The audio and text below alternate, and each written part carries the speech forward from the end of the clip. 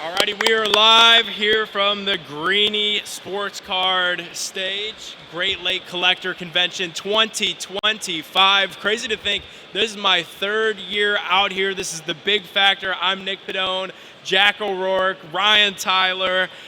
Guys, the Browns, the NFL draft continues today. Yesterday was a little bit of a crazy day. We were all together. We were in Akron. We were at Pier AV. Today we'll also be in Akron for the second round. And Jack, I know you want to put that wrist up. I don't think it's going to happen today, brother. Yeah, if you want to start there and address the elephant in the room. I mean, there was a day and a time when Shedeur Sanders was a top 2 pick in the NFL draft, what seemed like almost for sure. Now he falls not just out of the first round, but it's starting to seem like the Browns aren't even going to do anything with him at 33. How far do you guys think he truly falls? Do you think he hits like 40, or when does that peak happen? I can't imagine he goes out of the second round. I can't imagine if the Browns do pass on him, somebody will trade up or somebody will take him in the second round. You know, a lot of people, it seems very split whether Shedeur Sanders' slide was truly due to a football standpoint, or was it due to a personality, Deion Sanders holding the weight of that last name standpoint. It is a big personality, and some teams might appreciate that about Shedeur Sanders. Some other teams, they might not want that big personality. I don't know, guys. I mean, Shedeur Sanders, from our lens of view, looked like a first-round graded football player, a quarterback. A lot of people had number 2, but we talked about it. Adam Schefter comes out with the report. A lot of people, nobody had matching, laundry list rankings of these quarterbacks. Some people had Tyler Shuck as the highest-graded quarterback. I do, as the day goes on, get the sense that the Browns might pass on a quarterback at 33 and 36 as well. I went to bed last night feeling like Shedeur was going to be a Brown, but as the day goes in, I kind of learn a little bit about or see the clear path that Andrew Berry might be going down, and I get the sense that we might not be getting a quarterback. To that point, guys, I think if Shedeur Sanders' name wasn't Shedeur Sanders, he probably would be in the NFL already. He probably would have a team. And I think a team like the Browns isn't going to take the risk of the Sanders crew after what we're trying to move off of the Deshaun Watson crew and his hired gun staff that caused so much of a distraction over the last 3 years. They're just going to avoid that. Jimmy Haslam said they're not in a rush to address quarterback. I believe they're not in a rush to address quarterback, and I think the Browns are going to sit on their hands at both 33 and 36. They're not in a rush to figure this thing out, and I don't think it's going to be Shedeur Sanders. They're confident with Joe Flacco, with Kenny Pickett, rolling into 2025, 2026. Listen, if you're not in love with the prospect that is Shedeur Sanders or any other quarterback in this range, for a matter of fact, I understand it, right? I mean, you got to factor in Deshaun Watson still. I understand he's not going to be part of the team. He's not going to be on the field, I should say. And you get cap relief by pushing that contract back, but you got to understand you're going to have to pay the piper eventually. And every year you kind of push back. Maybe you get a plethora of talent now. You get guys surrounding it before you go get your quarterback next year in a draft that you view as there's either going to be a guy or 2 guys that you're in love with next year that are better than all the prospects you could get this year. I understand it. You start the rookie deal clock next year, and by the time you're really maybe ready to extend him, if he's good, we all hope, that Deshaun Watson contract is mostly, or if not all, off the books. Yeah, and I think you make a great point there, Ryan, because no matter what way you shaped it, whoever we got out of the draft, you weren't going to be a playoff team this year. You're sitting at negative $30 million in cap space entering through basically free agency now. Like, that team's not going to get marginally better enough to improve and be a playoff team. You might as well cast in that wide, get as many picks as you can. Just go and try and get better for next year and build a little bit, but knowing you're not going to be there soon. I still want Shedeur at 33, by the way. Yeah, who doesn't, right? Nick, you do still it too, right? I mean, that goes without saying. I think we would all be excited if that was the pick, but at this point, it would be a massive surprise. And I think they're going to use today to strengthen the rest of the team, the rest of the roster, the same way that they have for some time. Jack, you got to talk right up into that microphone when you're talking. That's what Pat's trying to tell you. You're doing a lot of looking around, not a whole lot of talking right into the microphone. So I got you, Pat. I got you. So I do think today we see offensive line get addressed. I think we see running back get addressed, but I don't think they're in a rush to draft Shedeur Sanders, because had they drafted Travis Hunter yesterday, okay, maybe then you do the splashy thing and you reunite them at 33. But the Browns told you yesterday when they traded out of number 2 overall and they passed on the most Hall of Fame-esque player in this draft, that is Travis Hunter, the Browns told you that we're not in a place to compete right now. The Browns told you that the Deshaun Watson trade was so bad, it set our organization back so far that we're going to have to spend a little bit of time to recoup the assets. You look at this roster, it's depleted of young blue chip talent because they haven't had a first-round pick in the last 3 seasons. So I think this season, unfortunately for the fans, is another season of waiting. It's another season of trying to stockpile as many draft picks and young talent as they possibly can. I think it all comes back to Andrew Berry's plan, for one, whether you trust it or not. I understand if people don't necessarily trust it. Totally understandable. And then the quarterback prospects in this draft. If you think that there's not a guy that is going to fix your franchise, and you don't think you're going to get it right, then you wait till next year where there's a better quarterback class, right? And it does come back to whether you think you're able to compete next year or not. But I kind of respect it a little bit. It would have been very easy, and I'm not saying it wouldn't have been wrong, or would have been wrong. I would, to a point, would have loved Travis Hunter. That was the home run pick there. I get that. But perhaps they wanted to be safe, and I know people are sick of being safe, and it's easy to immediately go get that guy after a whole Deshaun Watson fumble. You want somebody that's going to become the second face of this franchise alongside Miles, especially on offense, and a guy like Travis Hunter. But maybe that's not the answer. And Ryan, what scares me though is now you're playing the game of you're rolling the dice for next year, and I think that's what everybody in Cleveland is sick of. Is we're sick of playing for next year. That's what we've been doing since 1999. Is we've been waiting on next year, and you look at next year, and everybody assumes that the quarterback class will be better. Supposedly, perhaps, maybe headlined by Arch Manning, which would be a massive deal and a massive storyline that we'll now be forced to follow here in Cleveland. But the thing that I'm worried about that is we don't know if Arch Manning's going to be any good. We don't know in this new era of college football with name, image, and likeness that Arch Manning's even going to want to come out. Who's to say he's even going to want to leave Texas and the money that he's getting paid there and the girls that he could meet down there? Like, he might be very content staying in school for another season. That's a real world that we live in now. Yeah, especially like if you're talking, Nico wanted $4 million in the portal, right? Arch Manning has a good year this year. You're looking like 7, 8. Your rookie deal, you're getting what, like 3.5 a year, even if you're taking, I think, top 7. So why would you not if you don't want to go to a certain place? Here's another problem: is it's nice to stockpile draft picks, but here's the thing: is Andrew Berry going to nail them? And a lot of people, maybe rightfully so, maybe not rightfully so, believe that that's a long shot. Now, has Andrew Berry gotten the raw end of the deal with the first-round picks he lost because of Deshaun Watson? I think that's fair to say.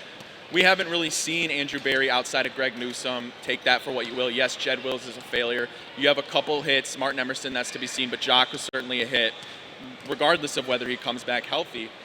Do you trust Andrew Berry to make these picks? Because the Browns regimes that we've had, at least in our lifetime, haven't been able to nail those picks. And I think this is going to be the opportunity we really find out if Andrew Berry is able to identify talent in the first and second round.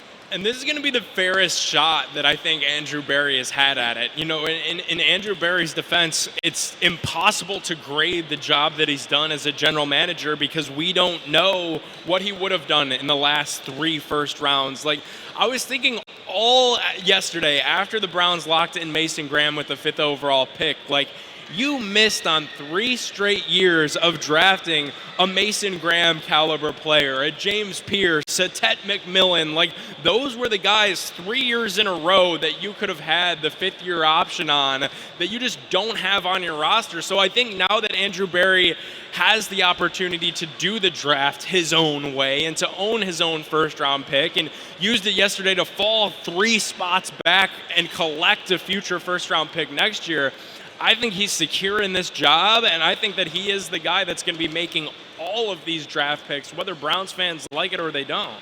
You got to find a way, as bad as it sucks, to get these draft picks back for Deshaun Watson. I would love to be able to just come into the year after and just draft away and nail on every pick. But the more picks you get, the more likely chance you have of hitting on guys. And it's going to be a long process of getting over that Deshaun Watson. Like, the playoff, he's going to be off the field. That's the first start. But there's going to be that recovery period that you're going to have to sustain to get to the other side. And Kyle Brandt from Good Morning Football said something really interesting, I thought, about day 1 of the draft. He talked about the Jaguars trade up. He talked about how it takes a home run. It takes I believe the quote he used was almost comprehensively irresponsible, something conventionally irresponsible. You have to do something that's going to break the cycle of being a mediocre franchise. You got a guy like Trevor Lawrence who drafted a few years ago. You need to get him a weapon. You need to get him somebody exciting, because what is it going to show if you don't? Trevor Lawrence maybe doesn't pan out to get the potential that you thought he was going to be, a couple winning seasons, and you don't amount to much in the playoffs.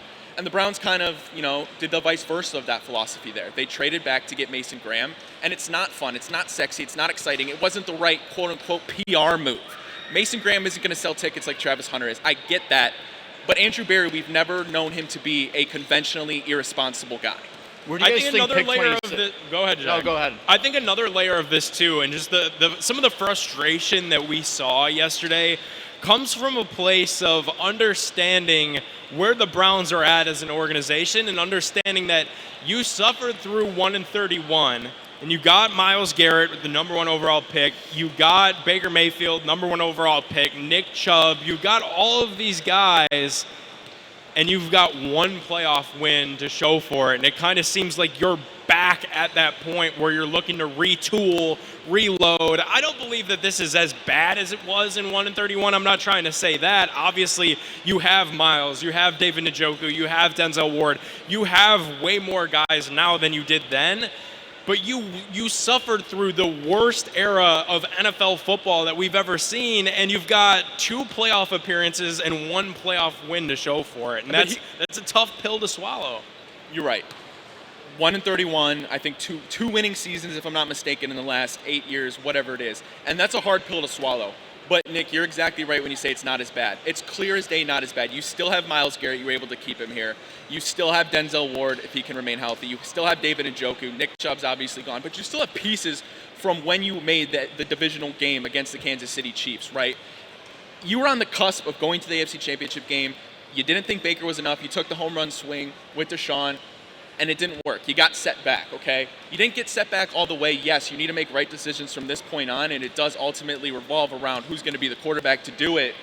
But I look at C.J. Stroud, I look at Jaden Daniels, just the quick turnarounds. Now, are they going to win Super Bowls in the next 5 years? I can't sit here and tell you that. But I'll tell you their organizations are in a much better place than we are right now because they found that quarterback. And who's to say? I know it sucks. You wanted it this year. It doesn't look like that's going to be the case. Stockpile talent, get younger, get healthier, and then next year you go find your guy. Who knows? Maybe they can get a rookie year like a Jaden Daniels or C.J. Stroud. You find yourself back in the playoffs, and you continue to draft well, and hopefully you become one of these teams, the Kansas City Chiefs, where, you lose talent here. Other teams will pay them, but you learn how to just reload rather than rebuild. Ryan, you talked a bit there, too, about that turning a new leaf, kind of moving on from the past era of Browns football. Do you think we further that all today by moving on from Greg Newsome? I don't know. I wonder because we know Greg Newsome, Obo Okoronkwo, those names were out there as, potential trade candidates in a world where the Browns were trying to trade back into the first round. So I wonder, now that they didn't trade back into the first round, what happens today? I wouldn't be surprised if they're fielding calls right now on number 33 overall, and just trying to get more value, stockpile even more. And Jack, to answer that question, I mean, Greg Newsome's the guy that's entering the last year of his deal. Same with Obo. Like, if those are guys that they feel like they want to move off of to get younger and draft players instead of have those guys on the roster, then sure, today would probably be the day to do it. The best thing about having 33 also is that, in a way, it's better than having anything after like 24 or 25 in the draft, because every single GM went on the internet this morning, read what everyone thought of their day one on the draft. Oh, do I have to go up and make a slash? Now you're looking at a spot where, hey, there's teams who might be trading in because they're looking and seeing, hey, I got a D yesterday. Oh, I got to go make it up right now. Go get your dirt. Insane times for our Cleveland Browns. We're hanging out here at the Great Lakes Collectors Convention presented by Greeny Sports Cards, where the passion of sports fans, collectors, and sports talk enthusiasts collides. Great cards. It's a great location here at the Independence Fieldhouse. It's a great show overall. We're powered by Collectibles on SI. Huge thanks to them for having us out here today, getting you guys ready for the second and third rounds of the NFL draft. Browns have 4 picks today, boys, and we just spent a lot of time talking about quarterbacks.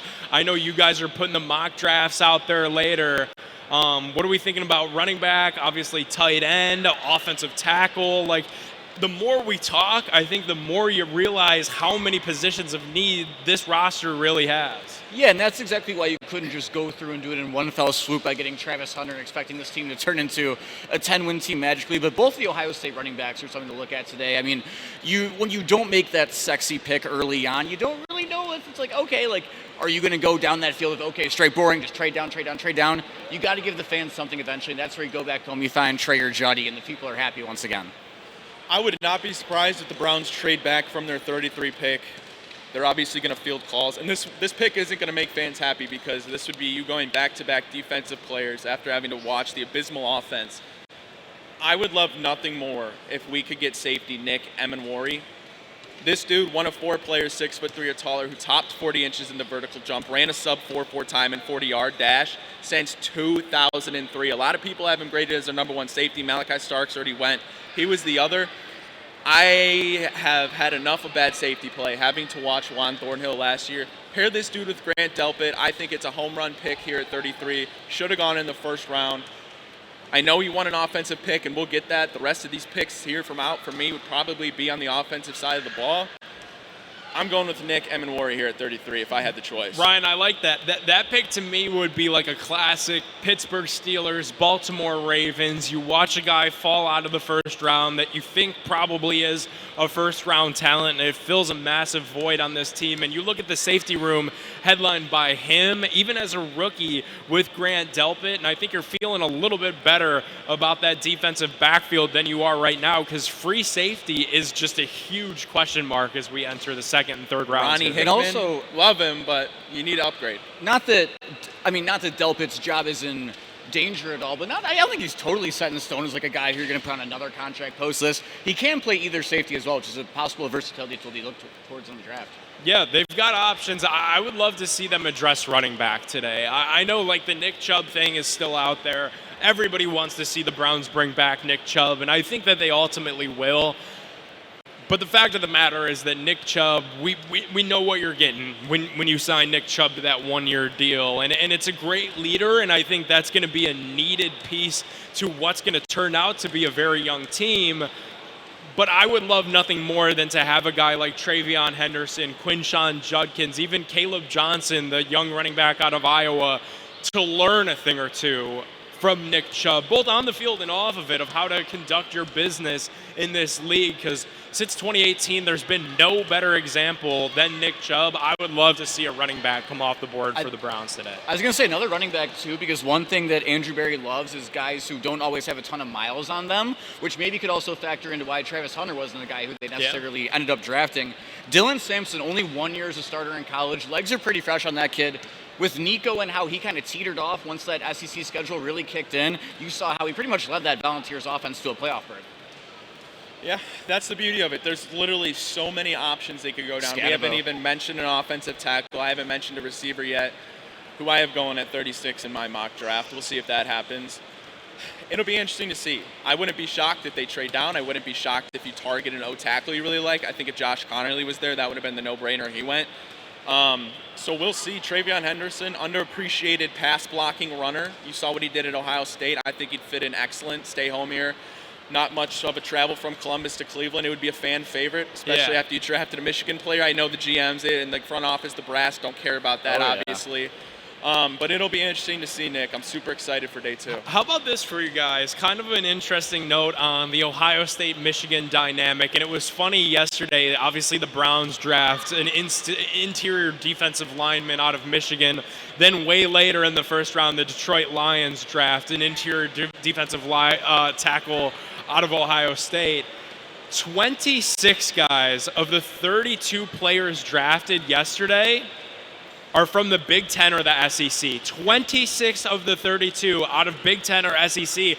Now in this new era of NIL where these big schools are dominating everybody and now all the conferences are merged together where the Big Ten is really like the Big 50, you're going to see that trend continue where NFL teams are going to want that premium SEC and now Big Ten talent on their NFL roster. Nick, it seems like every NFL draft, there's certain rules or there's certain storylines or certain destinations related to schools that happens every single year. You get, of course, Ohio State, Michigan, Georgia, Alabama, those programs will lead with the players selected in the first round.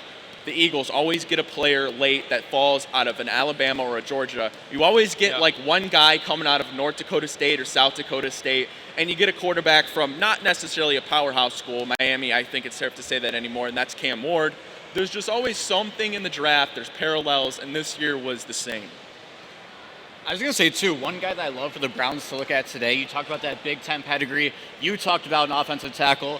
Mesh them both together. Ariante Ursary, 3-year starter in Minnesota, 6'6", comes from a zone blocking scheme, which it sounds like the Browns are going to try and get more back to last year after kind of shying away for a year.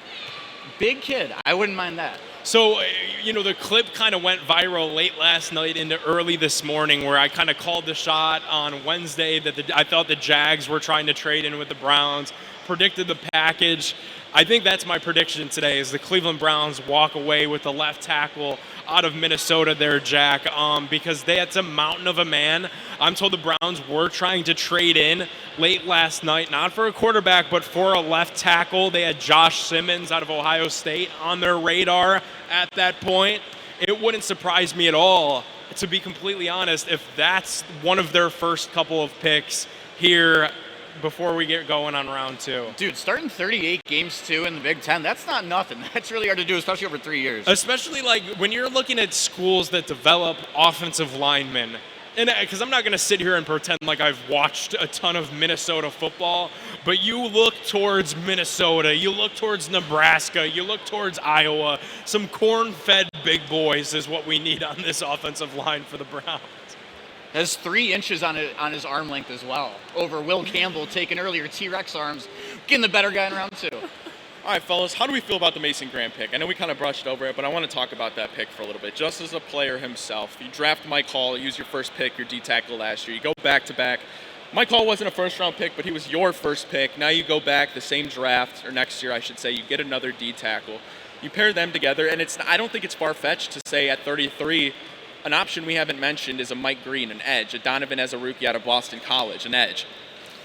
You get younger at the D-line. I think the running mate for Miles, you prefer it to be another end. It's still very possible that Mike Hall and Mason Graham will be very productive in the middle. If you don't draft a Mike Green, if you don't draft a Donovan Azubuike, you're still probably going to get an edge later in the draft.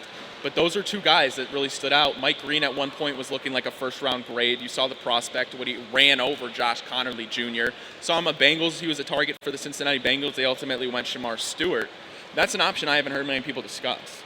Yeah, I think it'd be cool, too, because, if you're looking at Mason Graham as well, Mason Graham had the 3rd highest double-team rate, again, amongst nose tackles in college football last year. So that guy, most likely it's going to translate, is going to need 2 guys on him at once. Myles Garrett also, you got to think, is going to need 2, sometimes, hell, even 3 guys on him at once. Pairing another guy like Mike Green on the outside who is fast. And one thing when you look at guys like that is how do they compete when they go play in Ohio State? And Mike Green, an incredible tape against Ohio State from last year. I think he had a sack and a half in that game. So, yeah, that could be a fun pick as well. We talked about it a little bit yesterday on the show, as the draft was going on. Everybody loves talking about the trenches, until it's time to actually address the trenches. Mm-hmm. And the Browns there's no 2 ways about it. The Browns need to find a way in 2025, regardless of what they're trying to accomplish on the field, you got to try to look a little bit more coherent offensively. You got to find a way to put up some points.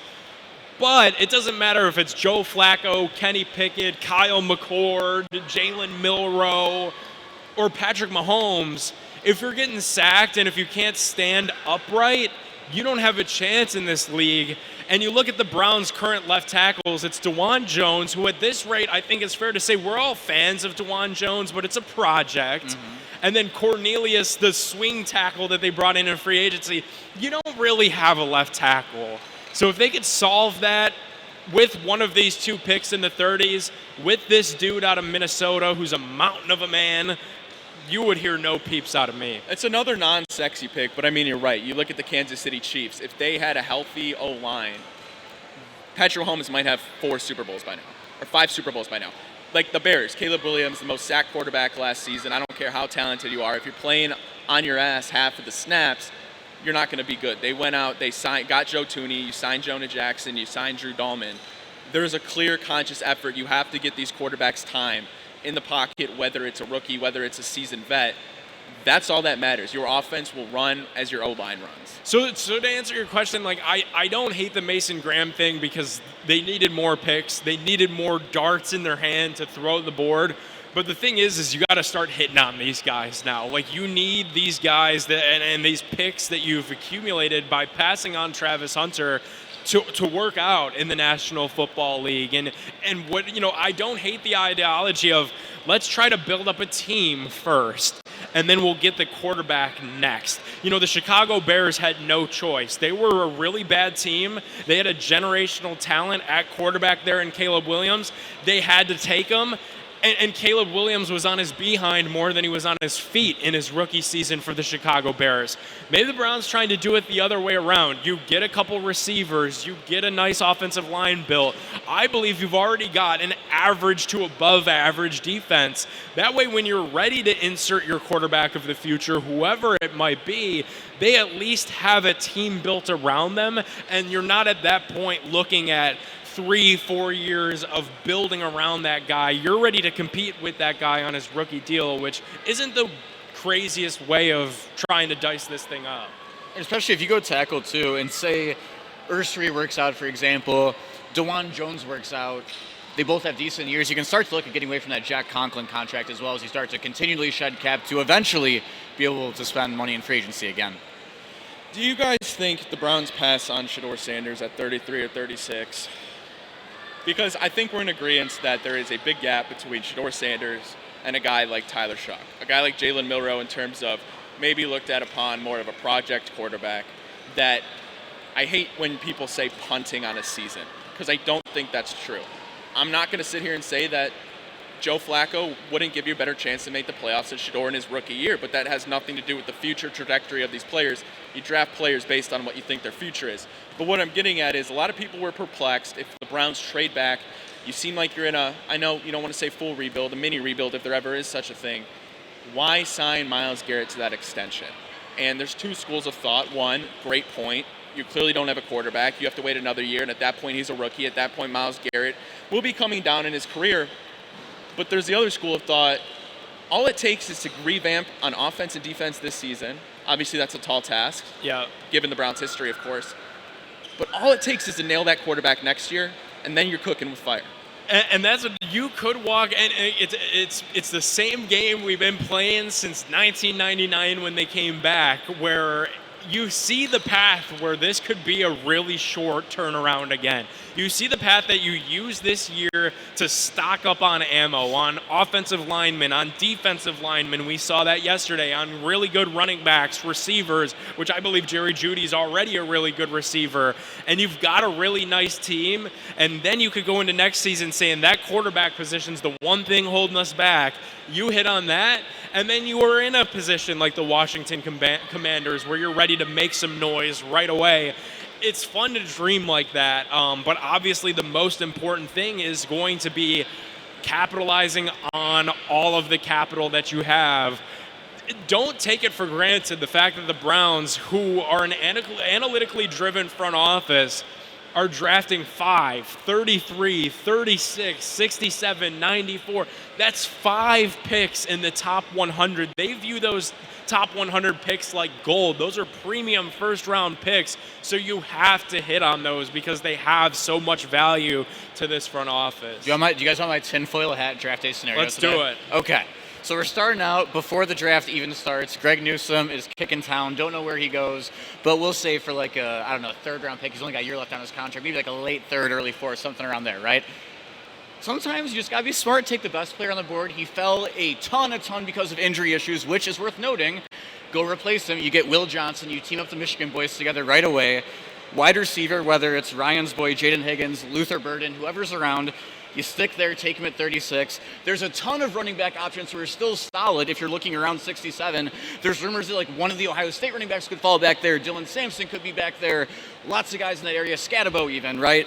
And then the pick that you got for Newsome, that becomes Jalen Milroe. You fixed everything in one fell swoop. To me, I don't necessarily like Will Johnson to start with. The health The I read an knee thing, article. like Ryan, the knee thing. This was a guy that was a projected top 15 lock. And so here- the fact that he top got 10, out of the dude. top And 15, here's then the he got thing. out of the top 20, that knee's got to be alarming. And we're talking about a team which, yes, at one point, maybe just 2 years ago, did seem like it was real, that you were just a quarterback away. Last year dampened that. I think it opened up our eyes and maybe exposed some things that we were maybe a little bit drunk on in terms of talent and the deepness and the youngness of this roster. You have Greg Newsome. You can keep him for this year, pay him the 15 mil, whatever it is. If that's not something that you have to attack this year, I'm willing to wait on that position. Denzel Ward's still good. I'm not going to project another injury, although it's very possible. Martin Emerson, I mean, another year. Yeah. His rookie year, he looked he was going to be phenomenal. You can blame a lot on the offense. You couldn't keep the defense off the field. I don't necessarily love the Will Johnson pick. Me neither, and I think especially when you look at the skill positions that are there, both of these Ohio State running backs, Luther Burden, it wouldn't surprise me at all if they decided to go left tackle, Luther Burden, 33, 36, in whatever order you want to spin it, because now that you didn't take Travis Hunter at 2, wide receiver is back to a position of need. You need to find somebody to pair with Jerry Jeudy at some point eventually, whether it's this year through the draft, whether it's through another smart calculated trade, the same way that you landed Jerry Jeudy in the first place. You got to make something shake there. All right, boys, we'll be live talking all things draft right at 7 o'clock on the Big Play Sports Network social media pages, so go throw us a follow on there.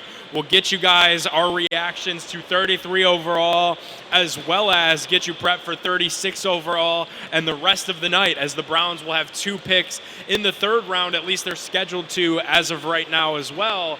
We got to hit a little bit of Cavs before we wrap this thing up, as Game 3 against the Miami Heat, Saturday, 1 o'clock tip. The Cavs have had now 2 days of rest. They're up 2-0 against Miami. Obviously, this now is where the Heat would love to find a way to steal a game, but I just don't know that they have enough dogs to compete with our Cavs. Yeah, I mean, it just gets so tough to a certain point. Like, people talk about all the time, like, on the road, your bench doesn't show up enough. Man, I just don't know if the Miami Heat bench is good enough, period. Like there's just a certain play when their guys come in and our second team comes in, they just get dogged. Like, I mean, because when you have guys like DeAndre Hunter and Ty Jerome who can come off the bench and play at an NBA caliber starting level, like some teams just can't hang with that. Did anybody catch Tyler Hero's clapback to Darius Garland? No, I didn't see. No. What This did is he from say? The Athletic. Just popped on my phone, actually. It must be Ooh. listening. Hey, Siri. Actually, don't say hey, Siri. Not your 'cause it'll night. pop up. Well, Tyler Hero, everybody knows Darius Garland's comments. Basically, he said that whoever Tyler Hero defense, that's what you're playing. Tyler Hero in response says, somebody that doesn't play defense shouldn't be talking either. I mean, I'm not effing around. I don't think there's anything to F around about. We had some words to each other on the court, and then it looked like Darius was in his feelings to go to the media and say that after the game. I mean, that kind of says everything right there. That's real? You That's mentioned not early Central? No. Early playoff villain, Tyler Hero. So there's a little beef now, officially. You do And- that down 2-0. Although if Just I shut was up and Tyler play. Hero, I would say that too. Yeah, for sure. And Darius Garland, is definitely not known as an all-NBA defensive player. Now, he's improved vastly from his rookie season as a very good team defender. But the fact of the matter is he's a 6-foot guard who's still undersized for the NBA and sometimes gets bullied on the defensive side of the floor. So we've officially got, I think, a little bit of trash talk now as the playoffs are That's good. heated up, and that is a good thing, because the Cavs, I think, are in a position where they can afford to do that a little bit. They know how good they are, and they know that Miami just doesn't have enough guys. You would usually say you never want to give your opposition bulletin board material. I think that's true. I just don't think it matters here, because I don't think the Heat have enough. Even if it is bulletin board material, which I'm sure it is, Tyler Hero could go off for 40. Clear and winner if and you're dropping still 40 getting tomorrow. if you're still getting a balanced performance out of the core 4, it's not going to matter. It's not going to matter. And that's why, this whole play-in tournament thing is kind of crazy. And then really, the poor Miami Heat don't even belong here. They should be watching ping pong balls Why at are the home. Dallas Mavericks playing in the playoffs? No, not enough. You don't need enough money Nick, for I that. think Miami might have been the perfect first-round matchup for us because you evade the Magic, a physical team. You see the Celtics getting beat up. you avoid the winner of Knicks and Pistons, and you talked about this on Full Court Cleveland, two physical teams. And Miami, you get to play a team that, and I'm sure the players, they don't agree with the stigma. They understand it. That a lot of people talk about the Miami flu. They talk about the Cavs traveling to a place where there's so much to do. You have a history of losing to them. Gives the Cavs a little bit of an edge, get some trash talk, nothing physical actually happening. I think this is a perfect first-round matchup for our Cavs. What do we think? Cavs get the job done in South Beach, Game 3? Yeah, and 4. Yeah, I think it goes 4. I think they get the sweep. All right, sweet. I think Miami could find a way to win one of these. I'm still going to keep it in my back pocket that they could take one of these 2 games in Miami. I would love to get it done in 4, because you look at the other side of that bracket, Orlando's doing their job. They're beating up Boston. The Pistons and the Knicks seem to be beating up each other. I love to see it because it sets up very nicely for our Cavs to go on a deep playoff run, and we won't be talking about the Miami Heat for very much longer. You guys hear this rain, by the way? It's very... Oh, is that the rain? I was trying to figure that out for the last 5 minutes. It's absolutely pouring outside here in Independence, so you're not going to be outside. Like Come on rows down to the Great Lakes Collectors Convention. It's pouring outside. You're not walking the dog tonight. Come on down to the Great Lakes Collectors Convention, presented by our friends at Greeny Sports Cards, where the passion, sports fans, collectors, sports talk enthusiasts all collide here in Northeast Ohio. It's been awesome and remarkable for me, guys, to see this show grow the way that it has over the last 3 years. Shout out to the whole Greeny crew for continuing to improve this every year. We know Northeast Ohio, sports is in our DNA and our backbone of everything that we do. So to have something like this where sports fans could just come down, talk cards, talk memorabilia, it's a whole lot of fun. You guys have a favorite card from when you were a kid? My favorite, I really don't, man. Like, I want to get into sports cards more. I think that's an objective. I do too. I would do a hobby with you. I'm coming. I'll be back here Sunday on the radio with Daryl Ryder. So come on down. We'll be here Sunday, and maybe that's when I'll do a good couple laps around. And were you ever into cards growing up, Ryan? Yu-Gi-Oh cards, Pokemon cards. Pokemon cards. I had a ton of Pokemon cards. Not sports cards, surprisingly though. Yeah, same. Like I was into sports, but I just never had sports cards. I had a ton of Pokemon cards. Yeah, me too. Yu-Gi-Oh. All right, guys, we're wrapping the show. Huge thanks again to our friends over at Greeny Sports Cards. Huge thanks to tuning in to the big factor here at the Independence Fieldhouse. Come on down this weekend. It's going to be a lot of fun. Myself, Jack O'Rourke, Ryan Tyler will be live on the Big Play Sports Network at 7 p.m. tonight for the NFL Draft. Stay locked in with us in the next couple of hours, and we will get you guys our full coverage of the second and third round of the NFL Draft. Until then, we'll see you.